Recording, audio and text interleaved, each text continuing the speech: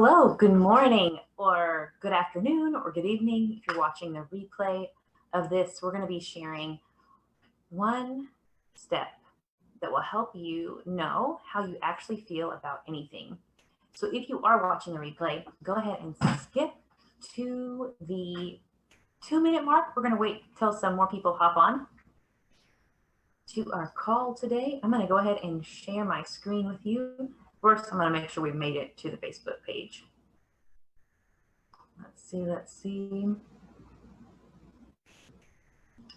We are here. We made it.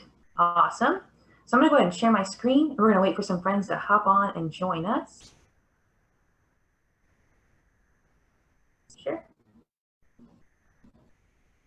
Exit out of there. There we go. All righty. Here we go. So present. Okay.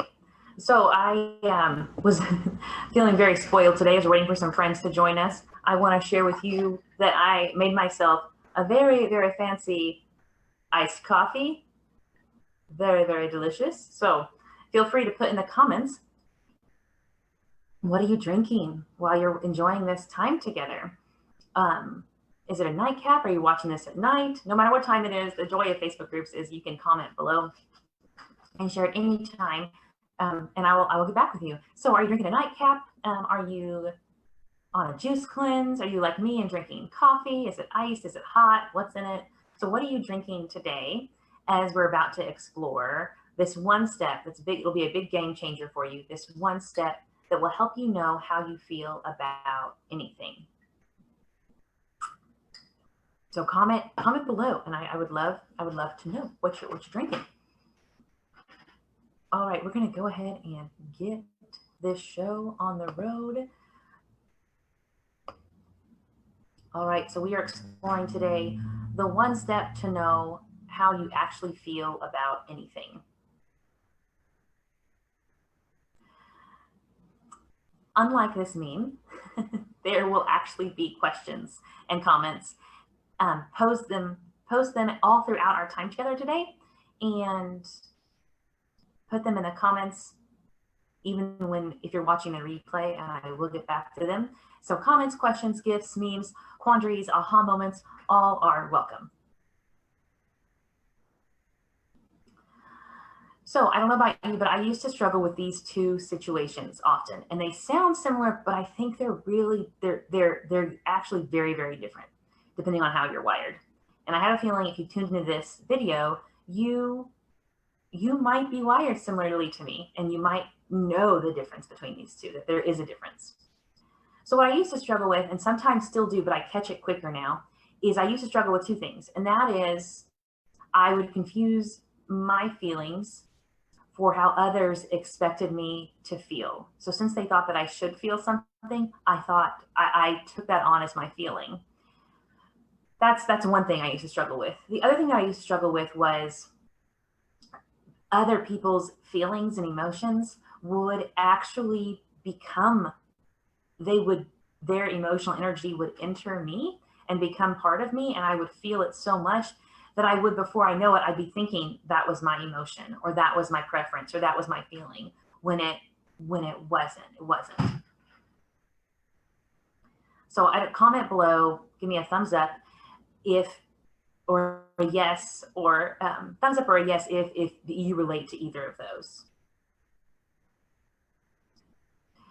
And then I had something crazy happen, and that was crazy but part of life. And that is, I had one of my most favorite humans on the planet pass away, and suddenly. And I was really struggling with that, and I was really struggling with what I labeled as sadness. I was struggling with sadness. And then around that same time, maybe 2 weeks after to be exact, I took on a new client, and I am a marketing coach and a writing coach and a life coach. And I love working with people, content creators that are coming from a spiritual perspective and are writing about writing really healing, deep, raw work. So I took on this new client, and what this client's book dealt with was a similar situation that this beloved person in my life that passed. Can you tell I'm trying to be so diplomatic right now? I'm not saying who and what gender, and even though there's probably nothing to worry about, I am trying. If I seem awkward, it's because I'm trying to be very diplomatic and protect confidence and whatnot, which is very important. So in this book that I was helping a new client write, what this person dealt with was almost identical to what this person, that my favorite female on the planet who passed away, had dealt with. And so my body started doing really weird things. I'm similar to you. If you're in this group, you're a spiritually attuned go-getter, so you get stuff done and you push through and you have great grit. And so I would sit down like I would with any client and just get to town on their manuscript, on their shared Google Doc with them. I would get to town helping them to market and grow their audience. But for some reason, whenever I would sit down to work with this specific client's work, I would start to shake all over. And it was the weirdest feeling. And I thought, what is going on? And then I became really afraid to work on that client's work. So I put it off. I did not get to it as quickly as I should have.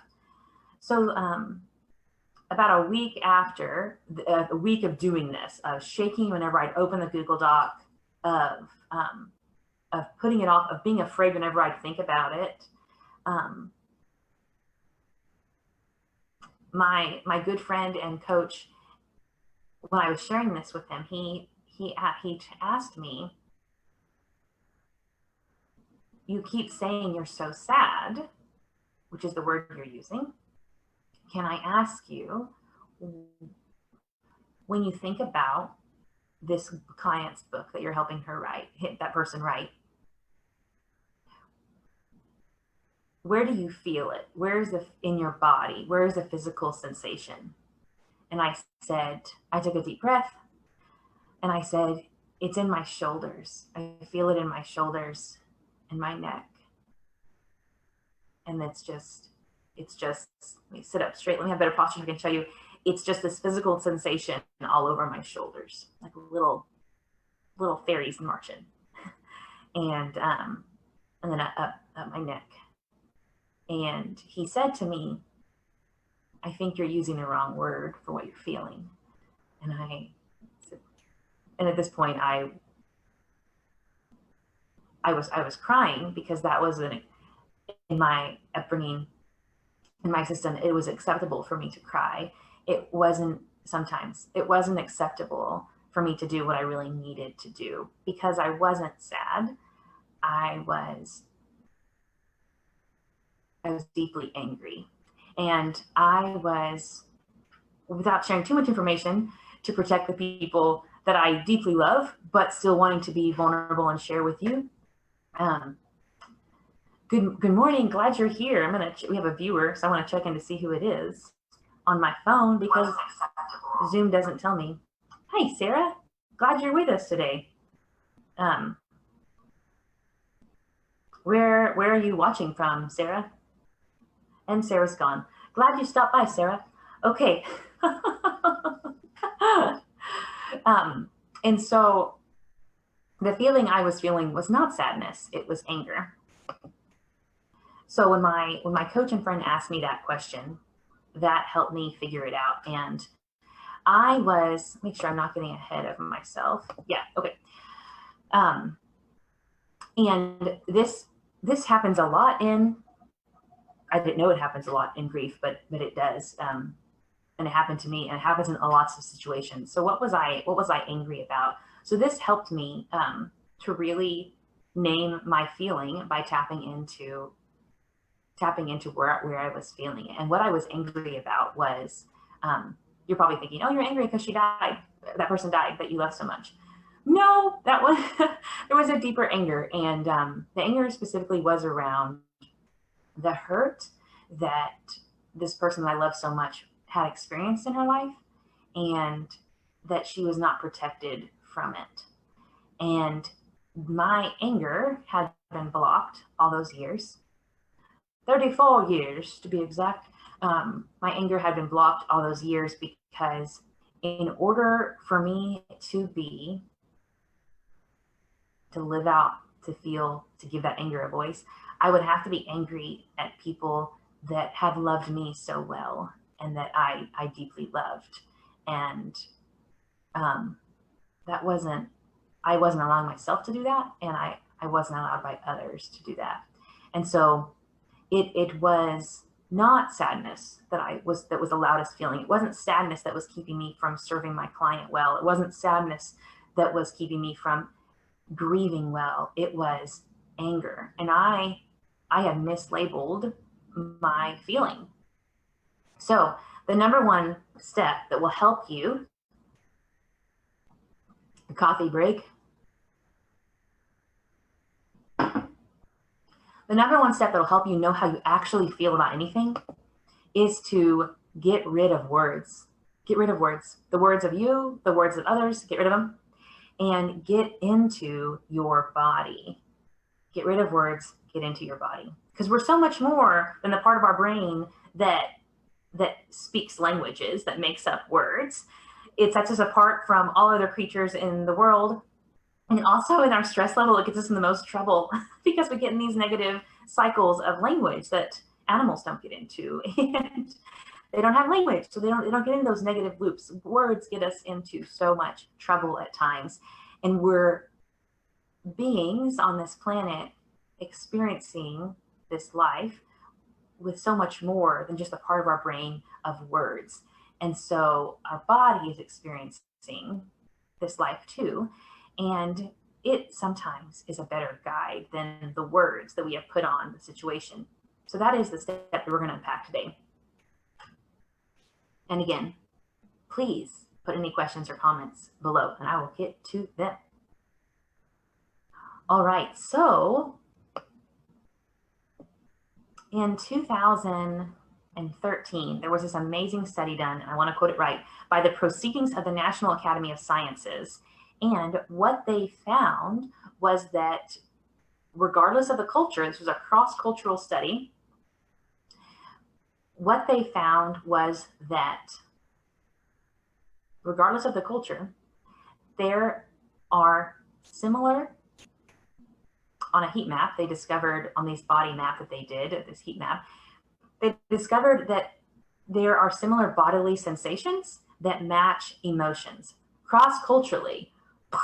We shouldn't be surprised by this, right? But it's so enlightening. And so what we see here is this guide. So as I was sharing earlier, I kept labeling my feeling that was holding me back from working on this, serving this client well, whose book is going to help many find healing. And I was labeling it as, ooh, I get to use my pointer for this. So exciting. I was labeling it as sadness. And then my good friend and coach asked me, where do you feel in your body when you think about this memory or talk about this? And I said, my shoulders and my neck. So we notice here on sadness, the shoulders aren't engaged. there's no heat there. And on the body mapping, there's no physical sensation. There's no energy going there. But if I look over here on anger, the shoulders are, hi, Eric. I'm going to wave to Eric. Glad you're here. Glad you're here today. The shoulders are very, very hot, very electric, lots of energy there, and up the neck. So I had mislabeled this feeling as sadness and not anger. So Eric, I want to ask you, since you're here watching this, did you click this because you sometimes struggle to know how you feel about something? I'm going to let Eric comment in the comments. And so you can look over this, and it's phenomenal that cross-culturally this study pointed this out, that there were similar bodily sensations that go hand in hand with these emotions. Yeah. I also find it interesting for another video, just while we're here. I'm just going to say this while I wait for it to hear Eric's comment, why he tuned in today. I find it really interesting that shame kind of looks like a villain. Doesn't it look like a Marvel villain? And it makes you think about how hurt people and whatnot. So this was fascinating to me when I began researching this about how our bodies will tell us how we feel, especially if we are people that are people pleasers, which means we confuse our own emotions for how others expect us to feel, or we are, some of us are empaths. I'm not one of those.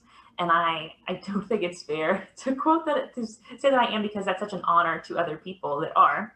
So, okay, Eric, thanks for chiming in. Eric says, I'm curious about the places of the body that we feel emotions. I'm also becoming more aware of where I feel things. Awesome. So great. Is there any tool, Eric, that you're using that's helping you tap into this about where you feel things? I'd love to know that tool. I lost my train of thought. Man, talking to Eric was just so much fun. Oh yeah, and especially if you are one, if you are an empath, or you are not, but you are so highly empathetic and sensitive, which I would fall in that line. And there are other words to describe that, but that would just open up a whole nother can of worms. So I won't do that. But if you want to go deeper into that, I will put another link below that opens that door a little more, or message me. So if you're not an empath, but you are like me and you're very sensitive and extremely empathetic, and then you unintentionally or naturally hold space for other people's emotions within yourself, and that energy enters you. Not to sound too new agey, but you've been there when someone's bitter, sad, toxic energy just becomes like, I used to describe it as the dark cloud in Charlie Brown, that smoky cloud that followed the stinky kid. I can't think of his name. Oh, Eric. Okay. My wife and I are both empaths. We figured out that we often playing off each other's emotions when we don't really feel them ourselves. Great topic. Thank you. That's so cool. I honor you as an empath, and your wife too. And I'm not one. And so this will really hit home with you, definitely, because it resonates with me so much as just an extremely empathetic person. And if anyone is watching this and they're if anyone happens to watch this, that came out wrong, and you're familiar with the work of human design, and that is a link I will put below, and it unpacks how one can be very sacral, which is what I am, but not an empath. And there's a big chance if you're tuning in today that if you accidentally take on others' emotions for your own, that you'd want to check out that other link that I'm going to put below. Okay, I'm going to turn off my cool pointer. We'll bring it back. We're going to move right along because I want to give you some tips and equip you to deal with this when this happens. Madison, I'm so glad you're here, friend. So we talked about how our body tells us how we feel, and how I was experiencing a big block professionally and personally. I was labeling something as sadness. And then my friend and coach, just reviewing from Madison, my friend and coach asked me how I felt, where I felt it on my body. And I told him my shoulders. And he said, that's not sadness, that is anger. My shoulders, really hard on my shoulders and my neck. And if you look through other places like happiness, you see that there's not a lot of electric energy happening on the shoulders. It really is the strongest on anger. And go back and watch the rest of the video from the beginning to catch that story. Okay. So as I shared, because I wasn't aware of how I was actually feeling, I couldn't feel it. And because I couldn't feel it, I was emotionally blocked. And because I was emotionally blocked, I couldn't serve this client that I was serving as a writing coach. And I was holding her up from helping others connect with a God that heals even our deepest of wounds. I wasn't forgiving people I needed to forgive, all because I didn't really know how I felt about this. I mislabeled it. And so just a Google heat map, here it is again. It's so fun. Okay, so you're like, okay, I get it, Meg. Now, tell me, make the most of my Sunday morning. Coffee break. Tell me, Meg, how can I use this knowledge? Oh, tell me how I can use it. How can I apply this to my life? So But I want to tell you, first off, I know that the number one step is get out of your body.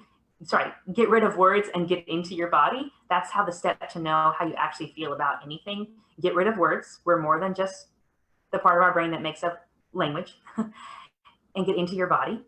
So these are some, oh, did I miss the really funny slide? I did. Hilarious Saturday Night Live sketch, Kristen Wiig. I don't know, it's pretty old, but and she's this beautiful woman at a party, but the guys start noticing all these red flags about her, and it's like she says, "I'm a dancer." They're like, and the voiceover comes over, red flag, and it's her pinky nail is oddly long, red flag. The narrator says, and this whole time, I think this is Andy Samberg or Taran Killam, I can't tell, but they're really attracted to her until they start to notice all these red flags.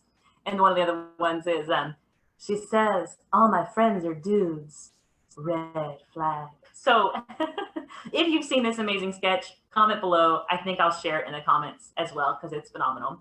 So these are red flags. So before we, wait, back up to Kristen Wiig. Before we follow this step, which is get rid of words and get into your body to know how you actually feel about anything, I want to share with you some red flags in your language that you are not operating in alignment with how you really feel about something. And this can be anything.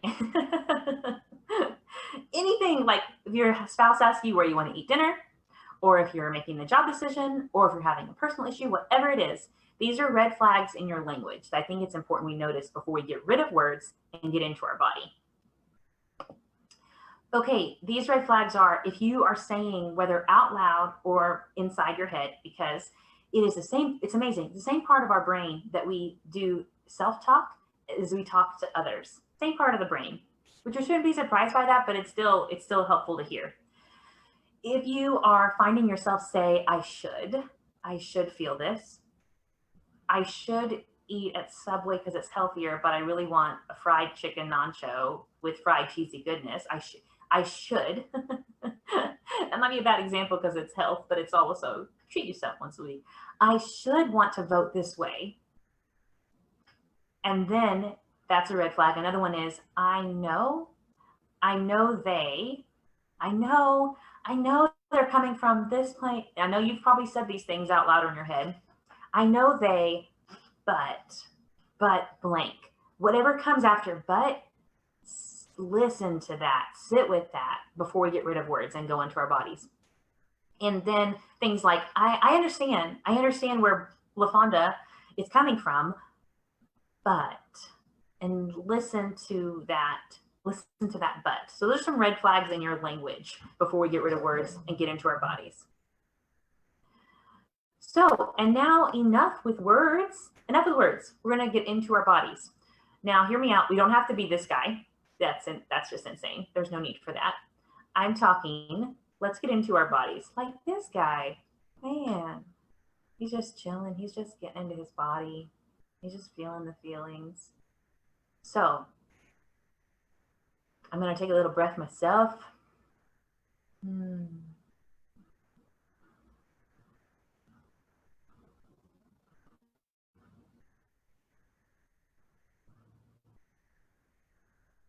I know what you're thinking. Meg, how can I use this knowledge that you're sharing with me? Here it is. We've gotten rid of words, except I'm going to keep talking. So, because you're not with me. So, well, you are, but virtually, you know, pandemic. So, this is how you can apply this to your life. Quiet others' words. As we have beat the dead horse already, you are more than words. You are experiencing this life on this planet with your senses, with your intuition, with lots of other things we won't get into right now because we don't got time for it. But you're experiencing it so much more than just a part of your brain that makes up language. So quiet what she said at the meeting, quiet what your dad said that time in 2004, whatever. Quiet every word that has ever been said by you or others about this situation that you are not sure how you feel. Breathe deep. No need to be a crazy yogi.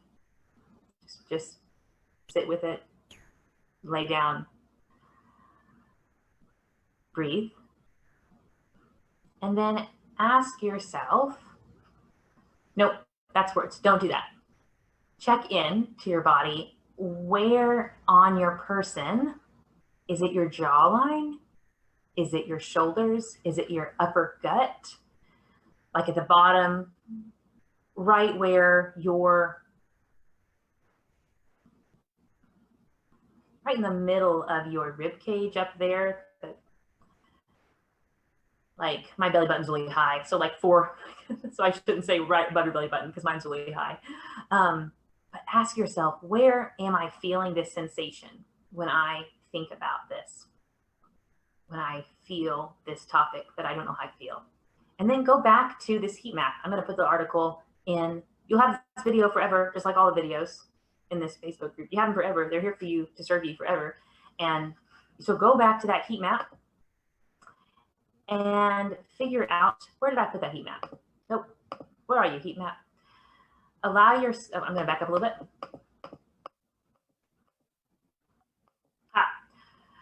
So checking in, where on your body are you mostly feeling this sensation? In the story I shared, I was mislabeling it that I felt sad. And then my friend and coach asked me, where do you feel the sadness? And I said, it feels like angry fairies are marching on my shoulders. And then he said, that's not sadness that you're feeling, because see, there's no heat, there's no electric energy, there's no engagement in the shoulders and sadness, but it was in fact anger. Look how hot on this heat map, on these body maps, how hot those shoulders are. So shoulders, neck, and jaw cross-culturally represents that your being, your whole being is angry.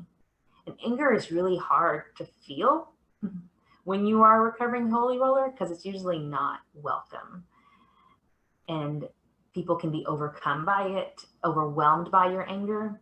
And it's usually not seen in the healthiest of ways. So I think a lot of recovering holy rollers get rid of it altogether when they shouldn't. And that is what I was feeling. And so you're breathing, you're getting rid of words, you're checking into your body, you're asking yourself, where in my body am I feeling this emotion?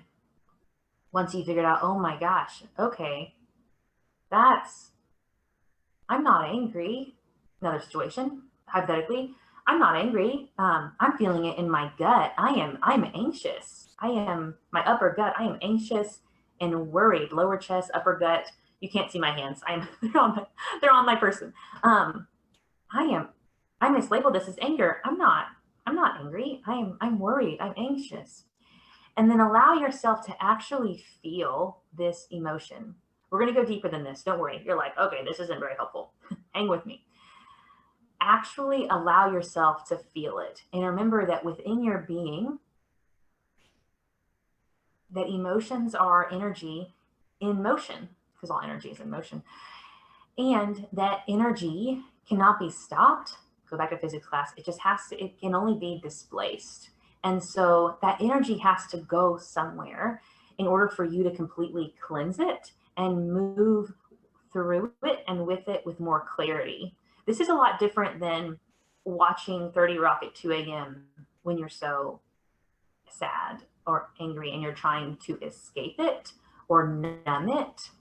I know we're all aware of Brene Brown's amazing work. This is different than 30 Rock at 2 a.m., which I've been there. And there is a time for that, but you can't stay there because you'll stay blocked. And there are people that need you to be at your best. You need to live your best life, and you can't do that if you're blocked. So allowing yourself to actually feel that emotion once you have tapped into the body map and figured out what physical sensation is matching that emotion.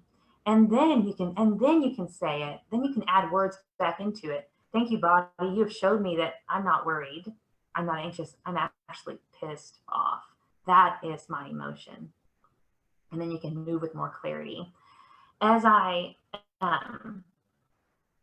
as I have shared many times before, I have a ginormous woman crush on Ruby Wax. She's a mindfulness-based cognitive therapist, and she has opened my mind to so much of this. And so a lot of this that I'm sharing with you has come from her book. So check her out. Check her out. Check her out if you want to dive deeper into this subject.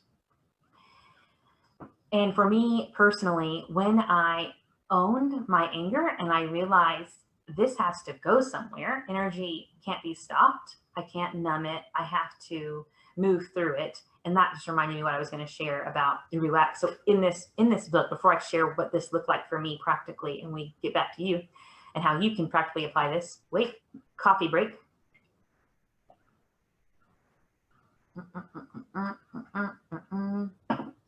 I'm so glad you're here with me, Anna or Madison. Glad both of you or one of you is here. Ruby Wax writes that if we think back to the primitive days, say a little mouse would be running around the jungle. Are there mice in jungle? Somewhere. There's a mouse running around outside. And an elephant would come and almost step on it. And the mouse said, whoa, big elephant foot, and little mouse, and the mouse would run away. And then the mouse would not think about the elephant again until she was out again and she heard a familiar sound of the stomping of the elephant's hooves, talons. What are elephant feet called? If you know the answer, put it in the comments below, please. The mouse would only think of it again if it heard the familiar sound of the elephant coming toward it, and then it would use anxiety in a healthy way, and it would run away and protect itself. But then again, it wouldn't think about it again until it heard that sound. It would have a happy, stress-free life.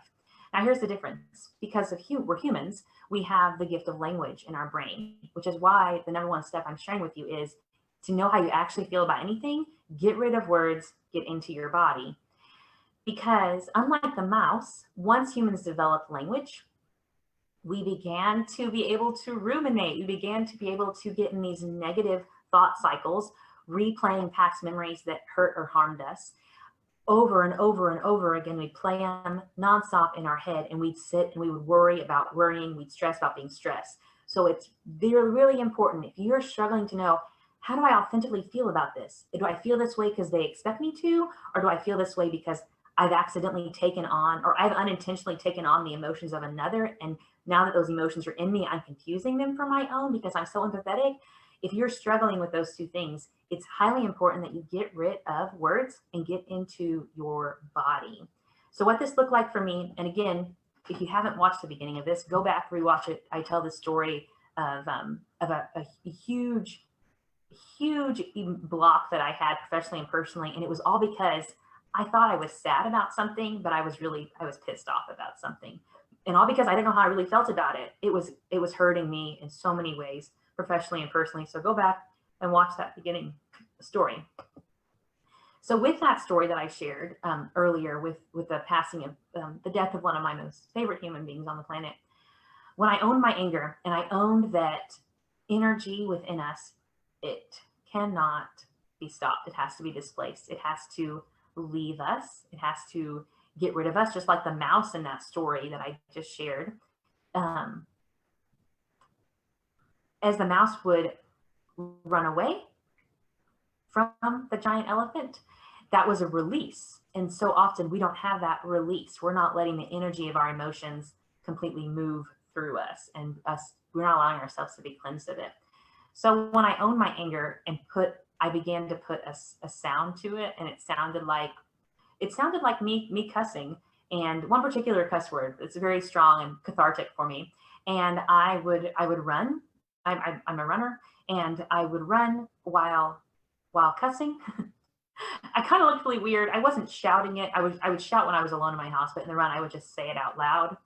I took a baseball bat to a pillow, because there's just I know there's another help. There's other ways for anger to move that energy through you. Boxing gloves on a punching bag, so that I moved that energy out of me, and I gave it a sound. Because again, we are so much more than words. Even if you're a word nerd like me and you live for words, we are experiencing our experience on earth through more and with more than just words. And so I gave my anger a growling scream, and in a place where I felt safe and uninterrupted, of course. And I owned my anger. Before I did that, though, because in my holy roller culture that I was a part of, this type of behavior was not appropriate in Christian circles. And you might empathize with that. So what I had to do first was cry, because that, I guess, over all the years, as I said, that was viewed as accepted. And crying led me to going deeper into these other expressions of moving that angry energy, of me owning it, of me feeling it. And so on that first phone call, when my friend asked me, where do you feel? What's a bodily sensation when you think about the situation? And I said my shoulders. I then stayed on the phone and I cried for an hour with just uncontrollable tears. And that was a release that opened it up for, okay, that's what you've done in the past for anger. Let's try some new ways. And thankfully I was at a spiritual retreat center. And so I was outside and there was no one else in the prayer garden. And so, but I had to own my anger. And so you might be thinking, this is hitting home to me. This is resonating with me. So asking yourself again some questions to unpack this further to help you on your journey. If you don't feel it in your shoulders, like in my story, but you feel it in your heart and around your eyes, going back to the body map and earlier in the video, are you sad? And if so, making time to feel that sadness. And that might be wailing and crying. And we see so much of this passion in the Bible, and we think, oh, that's so ridiculous. Oh, that's Jerusalem, different culture, different time, blah. But really, there's a lot of truth to this passionate. I'm not telling you to rip your shirt or anything unless you feel led to, but just this passionate wailing and crying and feeling your feelings in ways that don't involve words, that involve different parts of your being. Again, here's our heat map to help us, body map to guide us in knowing how to feel. And then if you go to the heat map with this situation that you're not really sure how you feel about, if you go to that heat map and you realize, oh, it's right here. It's like I talked about my ribs. So my lower ribs is where I feel worried or anxious. And I was once again, can't see my hands. I was touching my ribs. Not that it matters. But so you figure out, okay, I'm anxious and worried about something. Then check in with yourself. Is what you're worried about, is it a fictitious fantasy because you have the gift of an overly active imagination and you're so flippant sensitive that these worries are based on fantasies that could very well not happen, most likely aren't going to happen? Or are these worries based on the potential of fact? So checking in, my guess is that a lot of your worries are about fictitious fantasies, if you are similar to me. So now let's bring words back into the situation, because the number one step was get out of your body. I keep saying the wrong thing. Forgive me. Get rid of words, get in your body, and to know how you actually feel about anything. So now that you've done that, let's bring words back into the situation. And once you know how you're actually feeling about something, you could take that language. I am anxious. I am pissed off. I'm sad. I feel shame. You could take that word, since that is a part of the human experience, that there's an understandable word, you could take that word back into the conversation with other stakeholders in the conversation, professionally or personally. And I'm sure you've all heard therapists and other gurus say, when blank happens, I feel blank. And it's also been helpful to me in certain situations. I'm giving you way more tips than you planned on, but here it is. Just sometimes leave out personal pronouns. So when this happens, I feel blank. But I also know I just encourage you to trust it, that if you feel like you need to use the word you or another personal pronoun, and in certain personality types, and in certain situations, you have to be clear as day, explicit and honest and direct. And so there's a time for that. So you could take that word back, I feel blank, into the conversation. I feel anxious. I feel pissed off. I feel authentically owning that feeling. And this could be after you have given that emotion a sound, moved with that emotion in your body, you've owned it and felt it. And then you can take it back and say, I feel this. Let's work together toward a solution. And the other person, the other stakeholder, the other party member, they don't need to know that you were just listening to inappropriate Nicki Minaj rap music while cussing out loud. They don't need to know that. They will feel your authority in a healthy way, your confidence in that this is how I feel about this. And I'm 100% accurate. This is my feeling. And then because you've done the work, you can put a word to it. You can take that word back into a helpful conversation. Let's check the time. I don't know what time it is. Okay, 10:43. Awesome. Way over time, but we're still having fun. Okay, so they will notice your authority and your confidence when you share on this emotion that you are authentically feeling. So here are some bonus tips, because coming up to the end, I want to share these with you because I want to help you. So usually when I say one tip, I mean like 5 or 17. There's no telling. Coffee break. These are some bonus tips. Whether you are an empath, like Eric, who was watching this earlier, and he married an empath, that's amazing. Or if you're familiar with human design, you are very sacral, like myself. Or whatever words best suit you, if you are someone that is extremely sensitive and empathetic. I'm going to encourage you with these 3 bonus tips. Chances are one of those ways that I described you, one of them landed with you. I know it, or else you wouldn't be in this group. And so at the end of your day, if you have this, I'm not sure how I feel about this situation, this decision, or if you have this feeling of, holy crap, what is this weird emotional energy that I'm carrying with me? What is this feeling I have? Review your day and ask yourself, when did it start?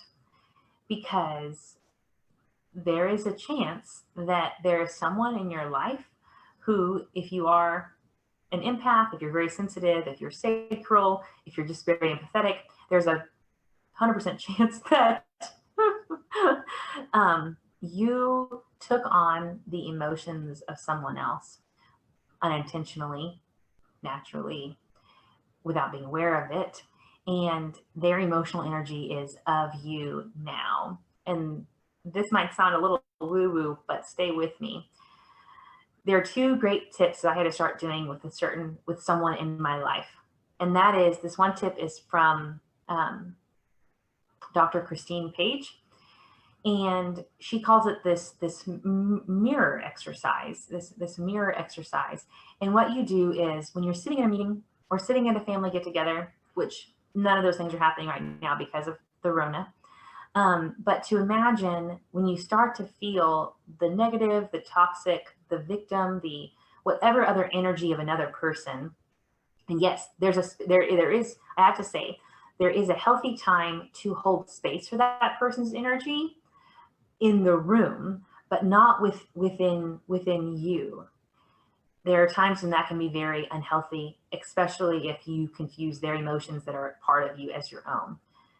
So if you're in a meeting or family and you're starting to feel overwhelmed by bitter energy, sad energy, victim energy, negative energy, whatever label, whatever adjective you want to use.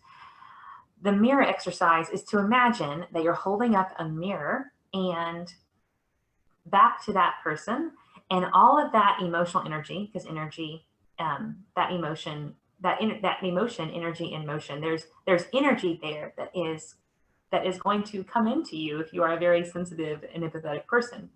So holding up a mirror, so it is bouncing all of that emotional energy back to them, and you're saying to them, you're saying inside your mind, that is yours. You can keep that. I'm going to hold space for you to have that energy here in this room, but those emotions, that emotional energy is not welcome within my person, within my being. And I'm not going to allow it to sway. I'm going to be differentiated.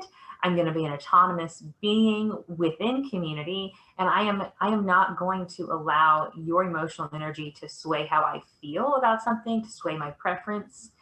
And so the mirror exercise, another amazing exercise that I have started doing before going into certain situations with certain personality types, certain people in my life, is because your body is for you. I'm going to say that again. Because your body is for you. Your body loves you. Your body is more than a part of you. It is for you. And because of that, you can talk to it. And so you can use words. They're not everything, but you can use them. And so what I started doing before certain situations that I wasn't looking forward to, because I was so, I was so negatively affected by the energy of others, is that I would start giving my body a pep talk. So I would look down at my whole body and I would say, shut it down. Shut it down. That person's negative, toxic, angry, sad, bitter energy, it's not going to come into you today. You shut it down. And I would take some breaths. Take some deep breaths. That was a really shallow breath. I would take a deep breath.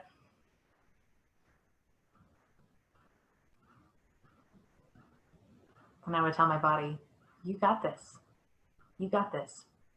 And then I would go into that meeting or that family get together, whatever. And I would be able to look at that person with a greater love and understanding, and also from a place that I wasn't shaking from discomfort or worry because their negative, toxic, bitter energy was overwhelming me. And obviously there is a time to obviously welcome the emotions and energy of another within you. And as you do that, being very clear that these are your feelings that I'm holding within me. And I can use those now to support you and love you. And they're not going to sway my preference and my feelings. And in these situations, this situation, this specific person I'm sharing of now, there had been hurt caused, and I did not trust this person, and they still had to be a part of my life, and they did not want help. And so all those things made me have to give my body a pep talk that shut it down. You're not welcoming in their emotional energy.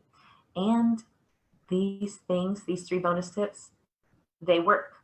If you are wired as someone like me who is either sacral on the human design, if you're familiar with that, or you are just extremely sensitive and empathetic, these works. Your body is for you. You're more than just language. Your body is for you, and it will be your guide. And there's this beautiful quote It's in Elisa Vitti's book, Flow Living, in the Flow, I mean. And I can't think of who said the quote, but the quote is, I'm going to butcher it, but I think it says, I said to my body, you're my best friend. And the body said back, I have been waiting to hear that your whole life. So I think it's really, really hard